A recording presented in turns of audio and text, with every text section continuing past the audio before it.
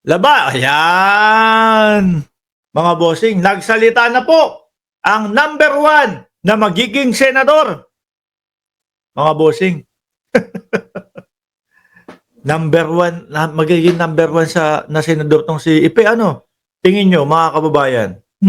Kasi doon sa survey nung page ni Buloyski, mga bossing, number one siya eh. No? Nandiyan sila. Sila, yung mga PDP. Number one sila ho doon sa page ni Buloyski. Nandiyan yung, ano tawag dito? Dali. Nandiyan yung si Bungo, number one. O, number two si Buloyski, number two si Ipe. Lahat ng PDP, mga kababayan, pasok doon sa survey ni Buloyski, mga bossing. So ngayon, nagpapasikat si Ipe, nagtatanggol. Ginagawa nilang magnanakaw ang ating vice-presidente, si Inday Sara. O, ha? Walang Duterteng magnanakaw. Tayo naman ho, mga kababayan, hindi tayo humuhusga eh. No? Kaya lang po, ang nakikita natin, ang mamamayang Pilipino po ay naghihintay sa kasagutan ng ating vice-presidente na hanggang ngayon po, wala pong kasagutan, mga kababayan. Ito po ay usapin, lalong-lalo na po yung confidential funds, mga bossing.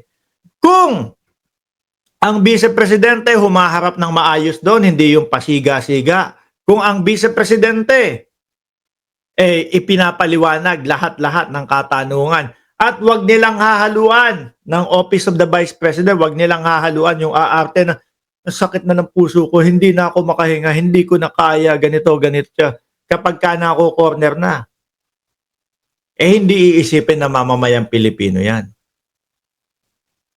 Di ho ba? Hindi iisipin ng mamamayang Pilipino yan.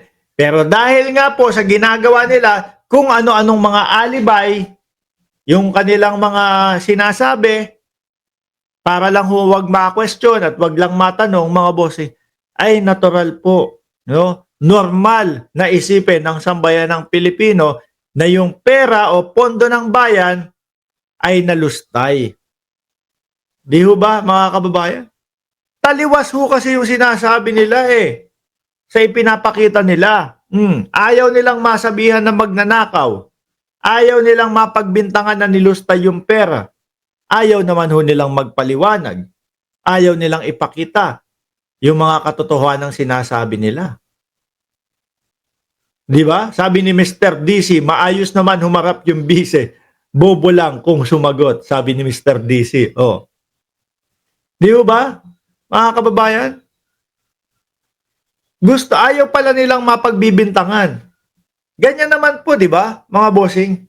Kung ayaw mong mapag-isipan ng ganun, harapin mo. Ipaliwanag mo ng maayos. Ayaw nilang nasasabihan na magnanakaw. Ayaw nilang nasasabihan na nilusta yung pera. Pero hindi naman po ipinapaliwanag. Mga kababayan, pag naiipit doon sa mga katanungan, wala. Bigla na pong meron sasakit ang dibdib. Pagka hindi na masagot yung mga katanungan, ayun na. Bigla na bigla nang magpapapreskon. Biruin mo, nagpreskon doon sa loob ng Congress. Pinagmukha ang Pilipino na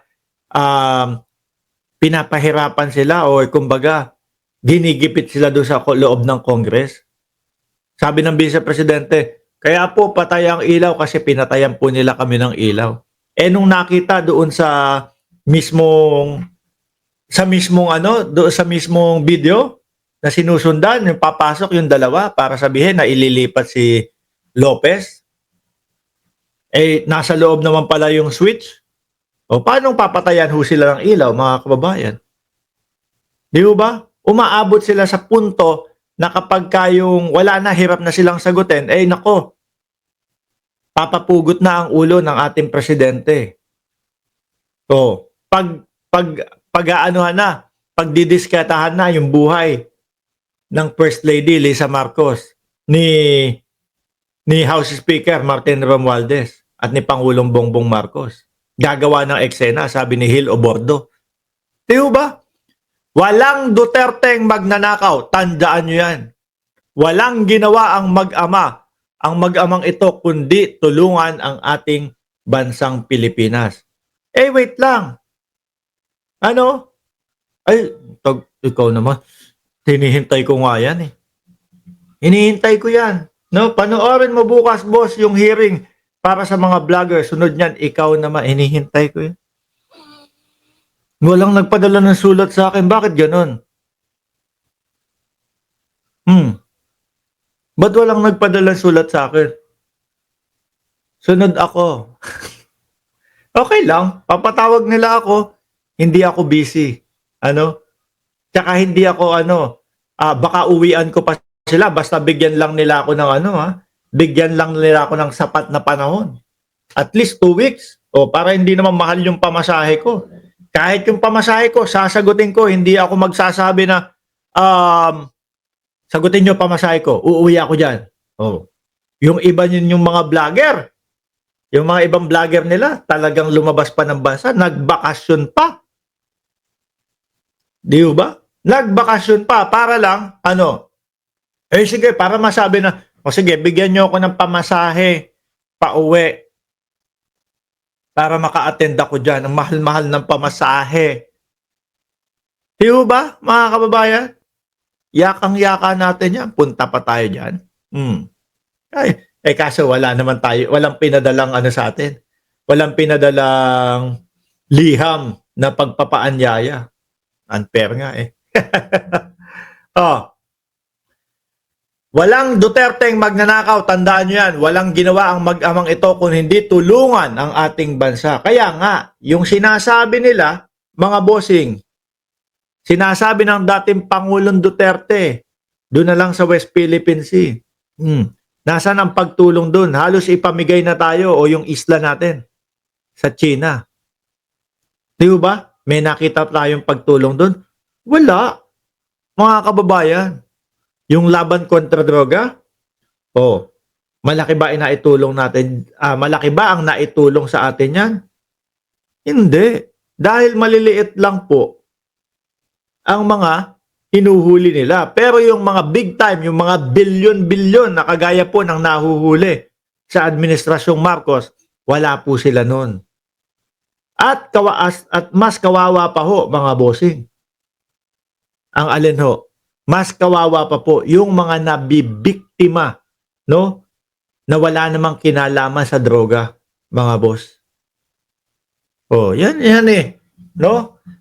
Kaya nga ho, sabi natin, lahat ng mga sinasabi o binibigkas nitong mga DDS na to, ang dali pong ibalik sa kanila. Ang dali pong i-rest back sa kanila, mga bossing. Bakit? Kasi ho, alam natin kung ano yung katotohanan. Tayo hong lahat, naranasan natin, mga bossing, kung ano yung katotohanan nung namumuno ho ang dating Pangulong Duterte. Di ba, ultra tito?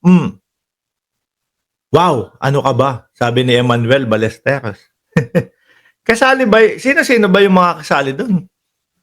Yung mga DDS na mga vlogger. Alam, yung mga kilala ko, yung mga malalaki, kilala ko. Pero yung iba, yung mga maliliit, hindi ko kilala eh. Ano po? Makikita natin. Gigising talaga ako ng maaga dyan, ha? At siguro ho, sige, eto, live tayo dito sa ating channel. Mamayang umaga, no? Pag may hearing na yan. Sige, ganito, mangangako ako sa inyo. Kung 5 oras yung hearing, kung 5 oras yung hearing, ha? Sige, kahit 2 oras. I-live natin dito sa channel ko. Okay? 2 oras lang. Hindi ko kaya yung 5 oras eh. Di ba? Hanggang 2 oras lang. Ayan, pwede. No? Simula sa umpisa, hanggang doon sa 2 oras. Okay na sa inyo yun, ha? Okay. Ila-live natin yan dito sa ating channel. Okay? So, Ipe Salvador, nakatulong ba sa kanya to? Mukhang wala.